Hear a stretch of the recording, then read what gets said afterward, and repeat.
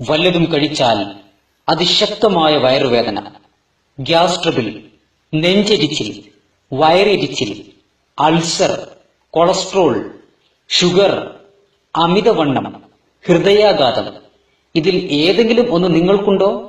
എങ്കിൽ വിഷമിക്കേണ്ട, ഇതാ 100% ശാശ്വത പരിഹാരം. 30 നാൾ വ്രതം അനുഷ്ഠിക്കുക. എന്താ, വിശ്വാസം വരുന്നില്ല അല്ലേ? ഇത് മുസ്ലിം പണ്ഡിതന്മാരുടെ അഭിപ്രായമല്ല. USA മെഡിക്കൽ സയൻസ് പരീക്ഷണത്തിൽ തെളിയിച്ചതാണ്. നോമ്പ് അനുഷ്ഠിക്കുന്നവനെ ഒത്തിരി വിചിത്രമായ ശാരീരിക ഗുണങ്ങളാണ് കാത്തിരിക്കുന്നത്.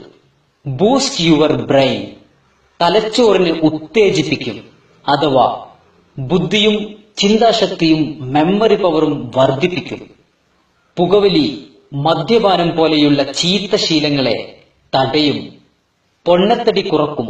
അതോടൊപ്പം രക്തത്തിലെ കൊളസ്ട്രോളിന്റെയും ട്രൈഗ്ലിസേഴ്സിന്റെയും അളവ് കുറച്ച് അറ്റാക്ക്, സ്ട്രോക്ക് എന്നീ ഹൃദയ രോഗങ്ങളെ തടയുന്നു, ആമാശയ രോഗങ്ങളെ തടയുന്നു. ചുരുക്കത്തിൽ, വ്രതം അനുഷ്ഠിക്കുന്ന ആൾക്ക് ഒരുപാട് രോഗങ്ങളിൽ നിന്ന് മുക്തി നേടാം. ദൈവത്തിൽ നിന്ന് കിട്ടുന്ന പ്രതിഫലം വേറെയും. ഒരേ സമയം ശരീരവും മനസ്സും ശുദ്ധീകരിക്കാൻ നോമ്പിനേക്കാളും നല്ല മറ്റെന്തു മരുന്നാണ് ഇന്ന് ആധുനിക മെഡിക്കൽ സയൻസ് കണ്ടുപിടിച്ചത്?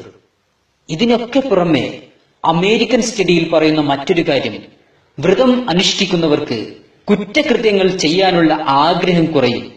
അതോടൊപ്പം ആദ്യത്തെ 10 ദിവസം കൊണ്ട് നമ്മുടെ രക്തത്തിൽ അലിഞ്ഞു ചേർന്ന 11 മാസത്തെ ഭക്ഷണത്തിൽ നിന്ന് ലഭിച്ച മാരക വിഷാംശങ്ങളെ വിയർപ്പിലൂടെ ശരീരം പുറന്തള്ളുന്നു. രണ്ടാമത്തെ 10-ൽ മനുഷ്യ ശരീരത്തിലെ ഡെഡ് സെൽസിനെ പുറന്തള്ളുന്നു.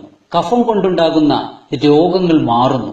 കുടലിന്റെ പെരിറ്റോണിയം പൊട്ടുന്നതിലൂടെ രോഗപ്രതിരോധ ശേഷി വർദ്ധിപ്പിക്കുന്നു. ഈ സർപ്രൈസ് ഗുണങ്ങൾ നമ്മുടെ ശരീരത്തിന് കിട്ടണമെങ്കിൽ വ്രതം അനുഷ്ഠിക്കുന്നവർ ചില നിബന്ധനകൾ പാലിച്ചേ പറ്റൂ.